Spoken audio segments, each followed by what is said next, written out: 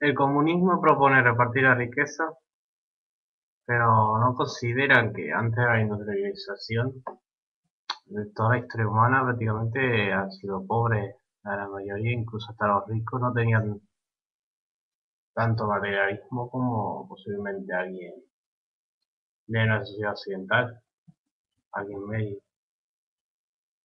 También pone el trabajo como la máxima aspiración humana, como si fuera el trabajador más importante que la propia persona, cuando en el siglo XXI trabajar 8 horas al día es una barbaridad, y eso que hasta trabajaban más días entre ir y venir, y luego también hacen horas extras y eso. A pesar de toda la tecnología tan avanzada, se supone que hay demasiado sobrevivir, más que sobrevivir parece para progresar, que para sobrevivir no se trabaja tanto. En tribu, una tribu de Sudamérica creo que era, y los Amis trabajan nada más 4 horas al día. O sea, a mí me parece impensable. O sea, no me tiro, pero bien. Mientras unos se quedan con casi toda la riqueza y de las migas a los demás para ir avanzando más, que su propia privada crezca más. Y lo del materialismo artificial industrial por encima de la naturaleza, que tampoco queda esa cuestión clara del comunismo, o el comunismo socialismo, que acerca más al capitalismo que al, entre comillas, comunismo primitivo y paralítico. Lo típico del machista, atacar al idealismo irracionario, mucho me parece que es mucho mejor el progreso. Que es la misma excusa para decir que mi generación es peor que la futura, solo porque hay más tecnología, pero la explotación del hombre por el hombre sí que progresa y se va desarrollando a niveles más temibles. Salvo los dos últimos siglos, el hombre no ha sido excesivamente materialista en el terreno de lo creado por él antes de la industrialización. Y no lo afirmo, pero posiblemente una clase sobre acomodar a los demás, incluso que el rico de turno hace milenio. Aunque eso no lo sirve de nada, pues no tiene poder, algo que quiere evitar, por supuesto, los capitalistas. Tanto el burgués como los artistas quieren destruir todo síntoma de espiritualidad, de religión y de Dios, ya sea de forma laica o atea, con la ciencia con el dinero como referente. La envidia es la excusa del egoísta, porque hay machistas que dicen que también son estalinistas. Si a partir de ahí se alejó de su causa inicial, por no hablar de los verdaderos revolucionarios anarquistas masacrados continuamente, que eran utópicos, pero si quería lo mismo que el comunismo, pero directamente. No me creo que la URSS quisiera de verdad ser anarquista, el comunismo final alguna vez.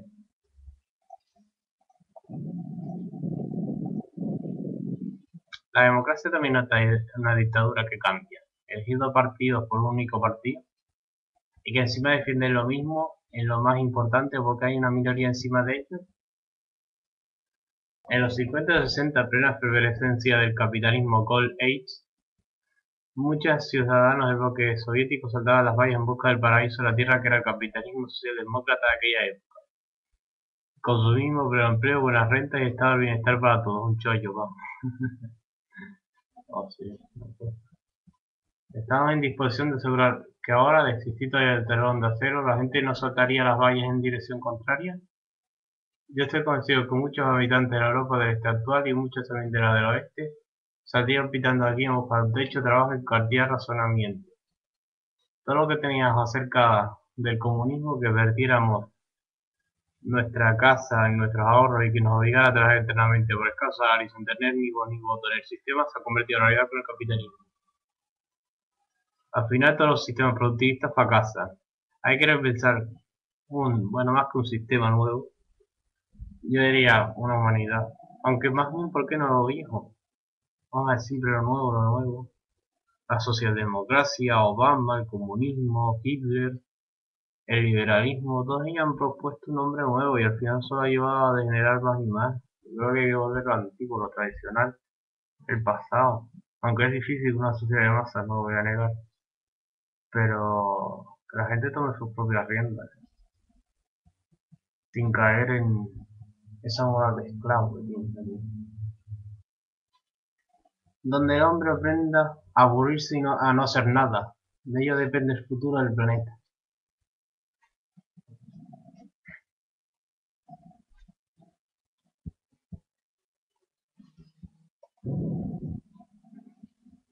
En este tipo de temas es imposible alcanzar un consenso. ¿Era la URSS comunista? ¿Era Maradona media punta, enganche segunda punta? Es imposible consensuar porque la respuesta tiene muchos matices. Pasa igual del otro lado. ¿Es Estados Unidos una economía de mercado liberal? ¿Las economías liberales dan subvenciones a agricultura? ¿Por qué Boeing es el avión preferido de las compañías americanas y Airbus de las europeas? Es la mano invisible de los mercados. La URSS era tan comunista como Estados Unidos, seguidora del laissez-faire. Supongo la decisión del día a día y en momentos de crisis evidente a un pueblo que está más influenciado por su afán de supervivencia que por los dogmas de sus ideologías. Es decir, no creo que Stalin, cuando mandaba a la gente a los gulag, pensara en la instalación de una sociedad comunista, más bien pensaba en mantenerse en el cargo. Me parece muy poco inteligente pretender que la prueba del capitalismo es mejor que el comunismo, es que la Unión Soviética perdió la Guerra Fría contra Estados Unidos. Defender esa tesis significa defender que Estados Unidos ganó a la URSS única y exclusivamente por tener diferentes sistemas económicos, lo cual es igual que pretender que la historia empiece en 1945 y que las condiciones de partida de ambos bloques son similares, como las dos jugadores de un ajedrez ante un tablero con partida recién empezar. Esto no es verdad, haciendo un poco de historia ficción. ¿Qué habría pasado si la guerra hubiera sido entre Estados Unidos comunista y una Rusia capitalista? ¿Sería la gente saltando los muros para ir a la parte capitalista? ¿Podría una Rusia capitalista levantarse mucho más después de más de 20 millones de muertos en la Segunda Guerra Mundial y plantarle cara a los Estados Unidos con menos de 200.000 bajas? ¿Quién fabricaría los mejores coches? Pues los sistemas productivistas fracasan, pues claro, porque tratan al ser humano como ganado.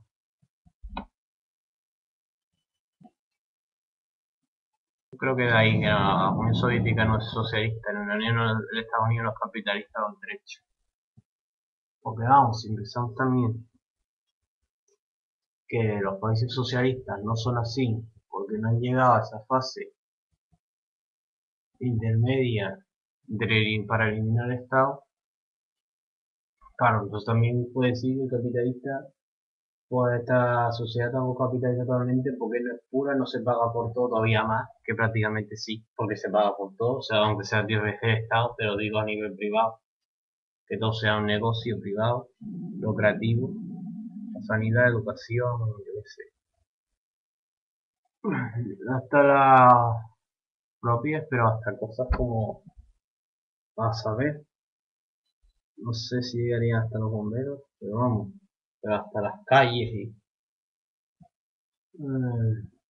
las autopistas también, hechas también por empresas, pero está claro que hubo las revoluciones liberales y socialistas, aunque al final se ponga a élite. Pongamos un relativismo un poco absurdo, ¿no? O sea, bueno, los nazis eran más nacionalsocialistas que fascistas, pero claro, también tenían componentes muy fascistas, y además fueron los que le dieron mayor fama. Entonces, me parece estúpido. Sí que Estados Unidos es capitalista porque hace un imperialismo militar, pero también hace crecer las multinacionales, los oligopolios, tiene empresas informáticas que va al resto del mundo, o la industrial, o de coches, o petróleo, que sí, que exporta, y está pesado con el libre mercado, democracia, y bla, bla, bla.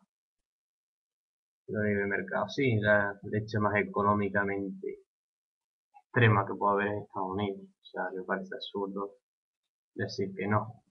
O las gilipollas que llegan a decir que Obama es hasta comunista. Que esto lo dicen los subnormales, bueno, los anarcocapitalistas o liberales cerrados. En tonterías así. La parte comunista haría en coches más duraderos, pero el capitalismo está más novedoso.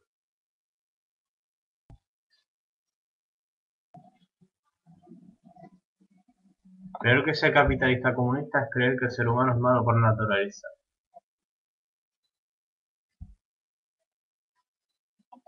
¿Qué opináis también de bueno, no sé si lo conté ya, de China, nunca ha abandonado a Mao, desde Deng Xiaoping, por el capitalismo, ha dejado el maoísmo, que es una forma de comunismo extraña, ¿no? No es ni stalinista, ni marxista-leninista. Bueno, aunque la de Corea del Norte, la Juche, también tiene sus características. A la larga, la bolsa conoce interés y deuda, al igual que el dinero y el mercado, van a seguir dando problemas por su propia estructura. Puede que tarde más en darse, pero no cabe duda de que se darán. ¿Qué sentido tiene querer echar a peste sobre el capitalismo y el marxismo y luego la práctica de una economía mixta alejada de los ideales comunistas? En ese sentido, no sé por qué los comunistas marxistas, leninistas, lo son comunistas, sí, cuando deberían ser marxistas solo. ¿Por qué Lenin prefería industrializar la Unión Soviética en lugar de que iniciara un proceso al verdadero socialismo? ¿Por qué trabajan lo mismo también? Las 8 horas. A la verdad, el comunismo me parece más otro modelo de producción de economía industrial que un cambio radical en la sociedad en sí hacia una más humana y con mejores valores. Si es posible solo que en vez de querer una sociedad industrial, pues sí que en el siglo XVIII y XIX o la Edad Moderna. A mí me parece absurdo que teniendo el poder para cambiar las relaciones sociales más que de producción, o sea, que no se base en un mercado y comercio como ahora, sino en algo más natural y menos numérico, diga que no estamos preparados para el socialismo. ¿Perdón? ¿Y para eso hace una revolución y alabas a Marx? Ellos mismos le dan más importancia a la industrialización y al progreso material que al cambio político a nivel social hacia una sociedad comunista.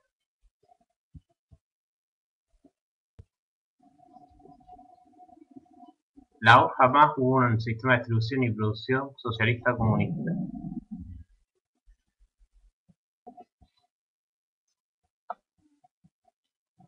Lenin ya indicó que el nombre de socialistas en la sigla Unión Soviética se refería a que el poder político tenía el proletariado junto a los campesinos y de ninguna forma que el sistema económico-social fuera socialista.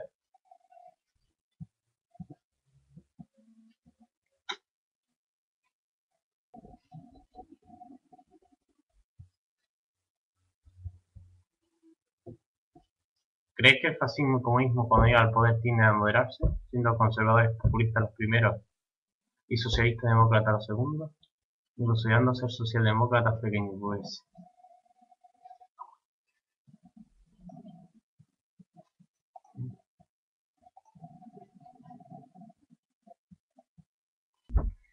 ¿Cómo va a llegar a comunista con experimentos fallidos? Eso sí, exclusivo y genuino por ser bien para industria sin ser capitalista, aquello que no acaba con el Estado y el dinero. Un supuesto comunista defendiendo al capitalismo que faltaba por mitad.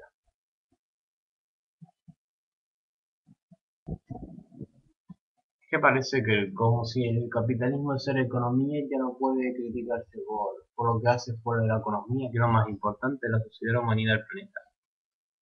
Como si la cuestión moral fuera secundaria y para mí, ¿no?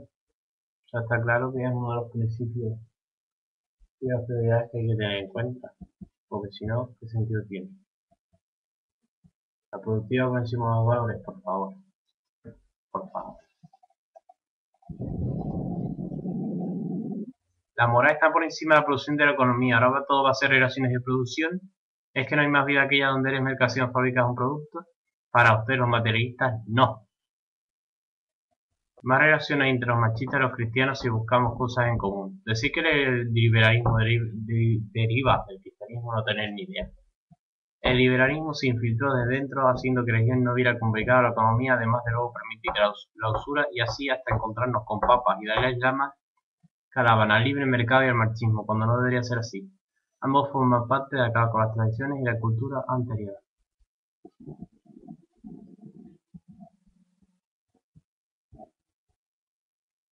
La disolución de la Unión Soviética, quedó niega el comunismo, el Partido Comunista Español durante la transición.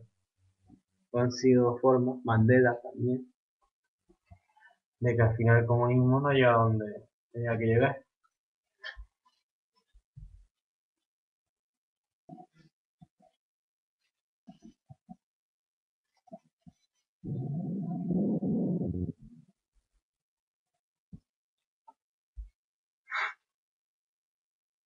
Astarita dice que es un escritor marxista. economista marxista, Rolando Astarita. La producción capitalista se hace para valorizar el valor adelantado, encarnado en el dinero. Pero esto no es lo que sucede en el ejército romano, y por eso no podemos hablar de producción capitalista con vida, salario y plus trabajo.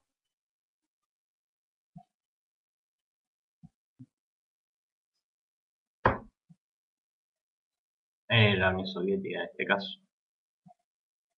En el capitalismo el objetivo es valorizar el valor adelantado, es decir, el dinero que se invierte, fijo más salario, adquiere más valor tras el proceso productivo, es decir, hay un beneficio y un plusvalor. Veamos si había o no beneficio en la Unión Soviética. Balance del primer plan quinquenal, 1933. Si entendemos así la rentabilidad, solo deberíamos saber previamente algunas ramas industriales que producen los más altos beneficios, como por ejemplo la industria de confitería, la harinera, la perfumería, la de géneros de punta, la de juguetes, etc. No tengo, por supuesto, nada en contra del desarrollo de esas ramas industriales. Al contrario, deben ser desarrolladas, puestos que también son necesarias para la población. Como vemos, Stalin no tiene ningún inconveniente. Además decía que deben de ser desarrolladas ramas industriales que produzcan los más altos beneficios, es decir, plusvalor. Astarita. En definitiva, no basta con decir en la URSS había salario, por lo tanto se trata de capitalismo. En definitiva, en la URSS había salario, trabajo asalariado por trabajo y plusvalor, es decir, con una producción como dice Astarita para valorizar el valor adelantado.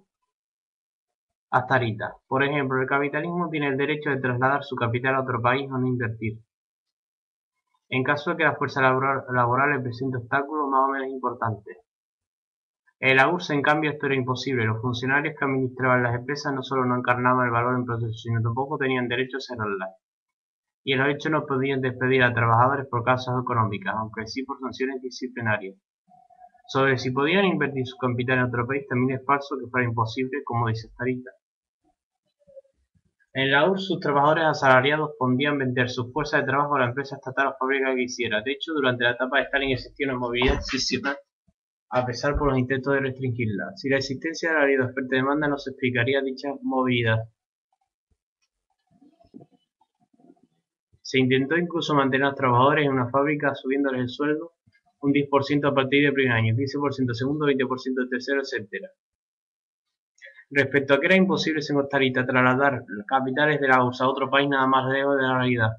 La exportación de capitales soviéticos a otros países fue un hecho. La concesión de créditos de la URSS a numerosos países fue un hecho. La pregunta es, ¿de verdad es increíble que el señor Astarita ignore estos hechos? Si no, ¿por qué falsea la realidad? Cuando la URSS empezó a exportar capitales en volumen considerable, empezó a envenecerse también el objetivo imperialista, además del de capitalista. Bueno, volvemos al párrafo. Si Stalin dice que los funcionarios no encarnaban el valor del proceso, ¿quién lo encarnaba entonces?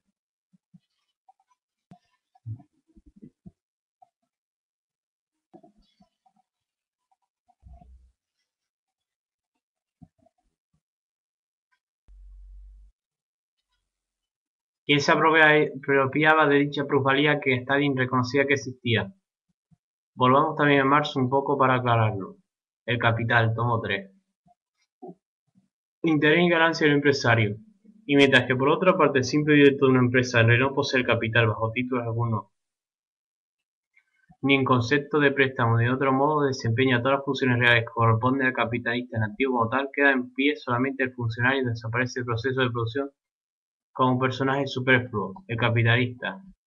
En realidad el capital en su estado puro es capital sin propiedad, sin un propietario único específico, como por ejemplo el capital del Estado, el de las cooperativas, etc.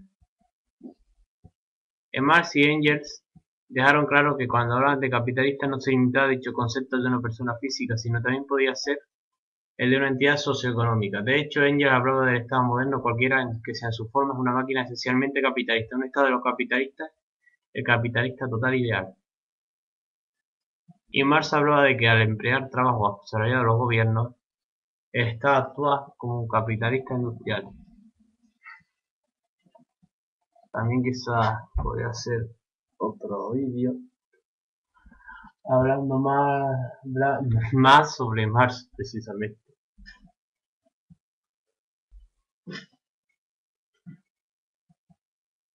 Si crees que formó parte de la masonería, estuvo en Londres.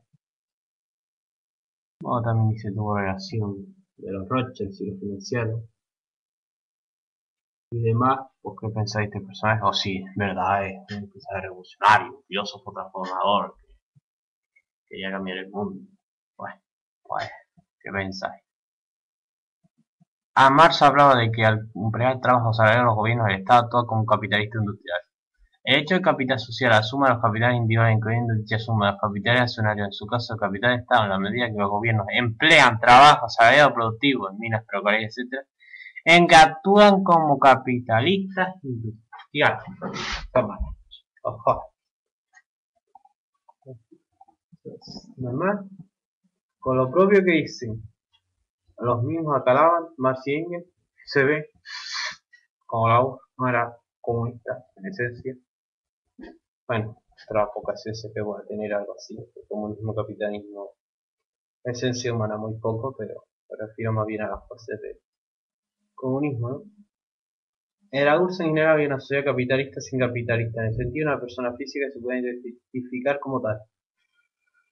En particular también había pequeños capitalistas, como puse en otro post, pequeños agricultores en los coljos, en granja colectiva o cooperativa agrícola de parte de una tierra común disponiendo de otras privadas, junto con su casa y herramientas de trabajo. Las decisiones funcionales soviéticas están por las exigencias del capital. En lugar de una clase capitalista se puede identificar con las personas determinadas, parece una red de intereses impersonales. Marx también habló de dicha posibilidad de concentración de capital. En un ramo dado de un negocio, la centralización alcanzaría su límite extremo cuando todos los capitales invertidos en aquel se confundieran en un capital circular. En una sociedad dada, ese límite solo se alcanzaría en el momento en que el capital social global se unificara a las manos ya sea de un capitalista singular, ya sea de una sociedad capitalista única. Sigamos con Astarita. Sin embargo, los trabajadores ejercían la presión de hecho de podía elevar los ritmos de trabajo y imponer algo parecido a una disciplina fordista italianista, libres del capitalismo. Eso es algo rotundamente falso. Tan solo hay que ver lo que fue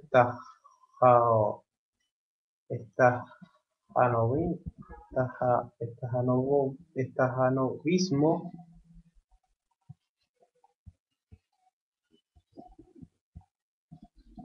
en la URSS. Un movimiento obrero socialista que nació en Antigua Unión Soviética por el minero Alexei Stajanov y que propugnaba el aumento de productividad laboral basado en la propia iniciativa de los trabajadores. El estajanovismo también presentó competiciones en las fábricas y las plantaciones, basadas en periodos de 5 días, 10 días, 5 días. Peyatineka y 10 días, Dekada y 30 días. Mesjacniki. Y es que, como bien dice Astarita en otro artículo suyo, en busca de probabilidades extraordinarias, los capitalistas introducen el cambio tecnológico aumentando la productividad. Y en este mismo proceso impulsará la sobreproducción y la sobreacumulación que están en las bases de la crisis capitalista. Sobreproducción que también se produjo en la URSS en muchas mercancías. También nos daba esto Astarita. Sigamos con Astarita. Empresas no competían por precios, pero sí por acaparar recursos. Veamos la realidad reconocida por el mismo Lenin. 1933. Primer plan quinquenal. Y este error lo han cometido no solo funcionarios del partido de los kolhoses, lo han cometido también directores de sovkhozes, que reteniendo criminalmente los cereales se debían entregar al Estado, se han puesto a venderlos en el mercado a precio más alto. Sigamos con Astarita. Según Bettelheim, las normas de la empresa soviética parecen cada vez más un cálculo de las vigentes de los países capitalistas avanzados. Bajo la cobertura del plan económico solo hay acumulación capitalista de beneficios en consecuencia de que determinan el empleo de los medios de producción. Pues bien, esto no era cierto, como señalaba Schweitzer 1979 en polémica con Chavans y Bettelheim. Si esto no era cierto, ¿por qué estaría enfía a bajar el coste de la producción en la industria? Nueva situación, nuevas tareas para la organización de la economía, 1971. ¿Qué significaba bajar el coste de producción? Todos sabéis que cada tanto por ciento menos en el coste de producción significa para la industria una acumulación interior de 150 a 200 millones de rublos. ¿Qué hace falta para esto? Acabar con el ajuste administrativo, movilizar recursos interiores de la industria, aplicar y fortalecer el sistema del cálculo económico en todas nuestras empresas. Bajar de manera sistemática el coste de producción, intensificar la acumulación interior en toda la industria sin excepción. Esta es la salida. Así puedes aplicar y fortalecer el sistema de cálculo económico, intensificar la acumulación interior de la industria. Esta es la tarea. ¿Por qué está dada importancia a cuestiones como la relatividad de los precios?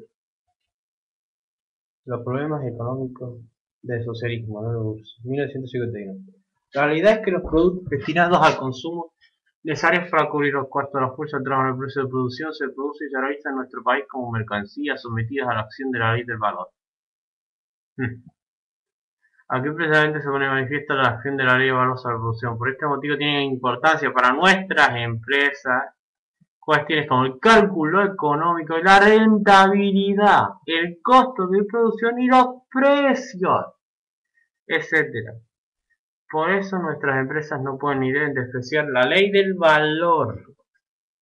Vaya, se le acabó la falsa tarita. Sigamos con él un poco más. Los directores de empresas trataron de superar la meta fijada por el plan CIS, prestar atención a la calidad de los productos, los costos, las necesidades de la demanda. Los costos sabemos que por Stalin que es falso, pero para evitar suspicacias vamos con otros que reconocen dicha realidad o fe con ellos. De parte de alguien no tiene evolucionario. Veamos un fragmento del libro. The Rest Executive. A Study of the Organization Man in Russian Industry, by David Granit. Un científico estadounidense administrador de regreso a una conferencia en Ginebra sobre la energía nuclear hace poco me dijo que los delegados rusos actuaron como capitalistas. Se preocuparon por el costo de producción de la energía por la energía atómica con respecto al uso de carbón en la energía hidráulica. Su conversación fue toda en rublos y copecs. Sigamos más con las taritas. Ya hemos apuntado algunas diferencias sustanciales entre los burócratas soviéticos y la clase capitalista. Los burócratas no tenían el derecho a la libre compra de medios de producción y contratación de mano de obra, y no podían transformar sus ingresos en capital. Por una parte están documentados los privilegios que tuvo la nomenclatura, los altos partidos, los altos cargos del Estado capitalista ruso. Por otra parte, es falso que no pudieran transformar su ingreso capital. La alta burocracia de la URSS podía guardar en un banco sus ahorros e invertirlos en bonos y obligaciones de su Estado capitalista. Además, muchos obreros estajanovista, parteros de estajanovismo, también se les permitía tener una libreta de ahorro e invertir sus sueldos en obligaciones de Estado. La aristocracia obrera de la URSS. Me parece que es suficiente para hacer una crítica inicial de dichas teorías que niegan la existencia de relaciones capitalistas y socialistas en la URSS.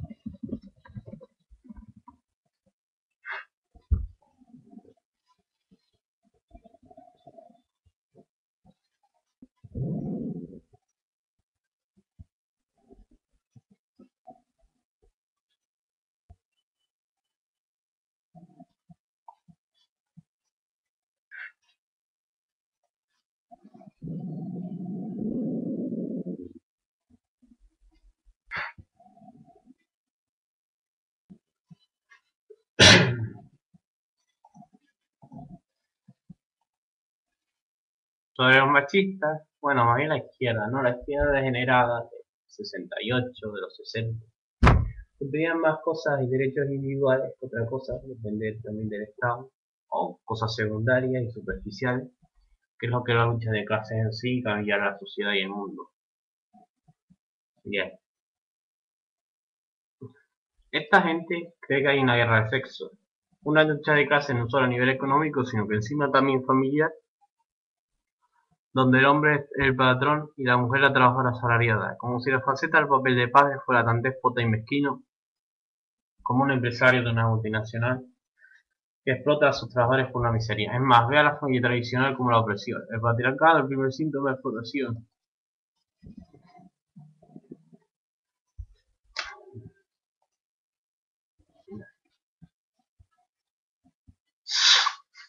El liberalismo, objetivismo, nihilismo, la ciencia secular, el escepticismo, darwinismo, materialismo, ateísmo, ilustración, Nietzsche, diría que también ha formado parte de este cambio de valores aparte del comunismo y los progres. ¿Cómo es que se puede coincidir un anarquista y un comunista que siempre echa peste sobre la socialdemocracia por su poca dureza y halagarlo cuando aprueba el matrimonio gay?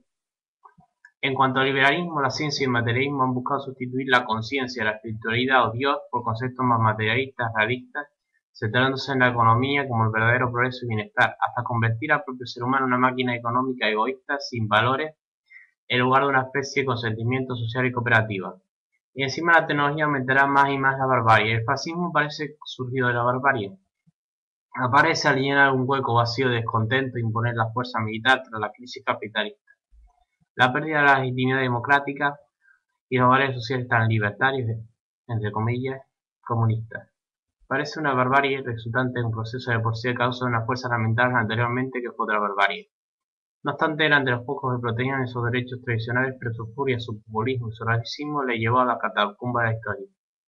Mucho se habla del siglo XX como un gran avance en derechos individuales, laborales, estado de bienestar, pero en verdad fue el siglo con mayores muertos por guerras y genocidios de toda la historia. Y cada día la orquesta toca hacia el error luciferino. Además de los ecologistas y los verdes, que en vez de proteger la naturaleza tras vivir en un sistema que constantemente la destruye.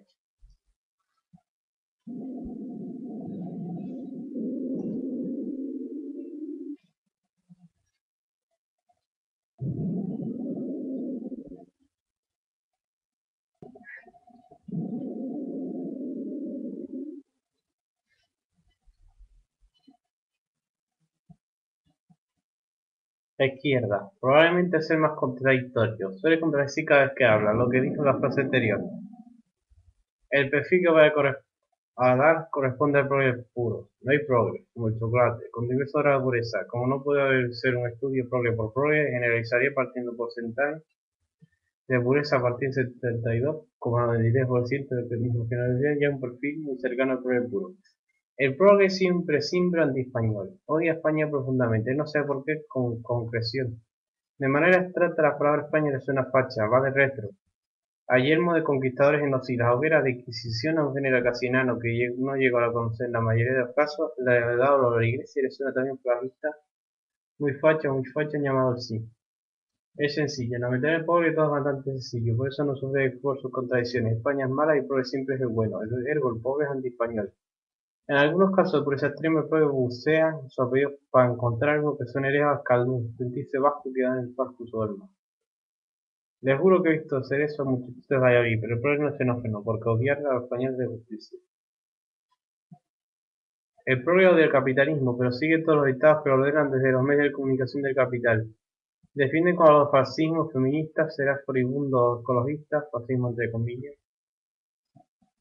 patrocinado por Rexor y Iberdrola. Mezclará su feminismo con un apoyo a Irán porque es su cultura y hay que respetarla.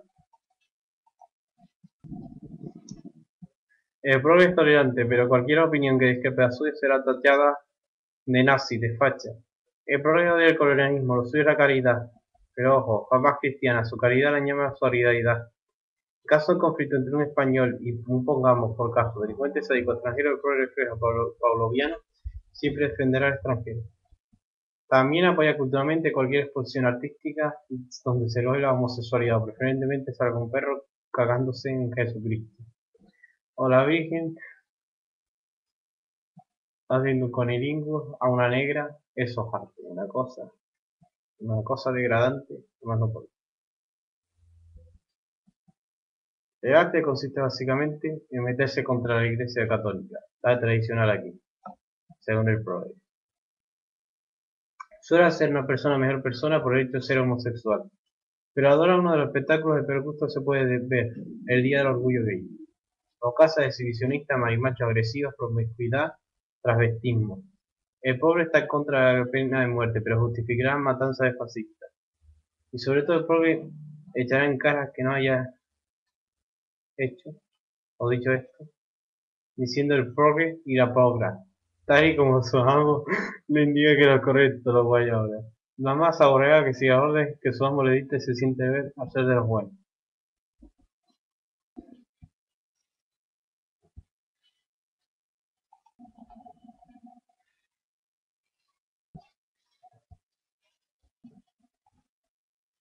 Bueno, hasta aquí yo creo que la saga ha dado bastante, una crítica más bien a la izquierda.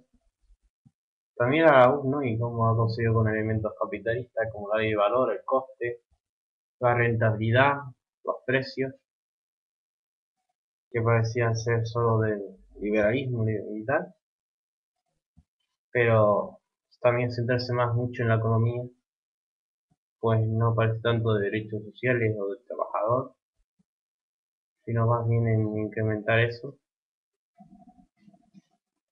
y de otro punto de vista. Y bueno, no sé, si queréis quizás haga otro vídeo sobre ello, pero creo que hemos avanzado bastante ya. Y por aquí lo damos por finalizado, después también una serie de hilos sobre la izquierda, y que no es tal como lo cuento tampoco, ni fue tan socialista, buena, positiva, para la Guerra Fría, como ven los comunistas, ni es tan terror rojo, ni tan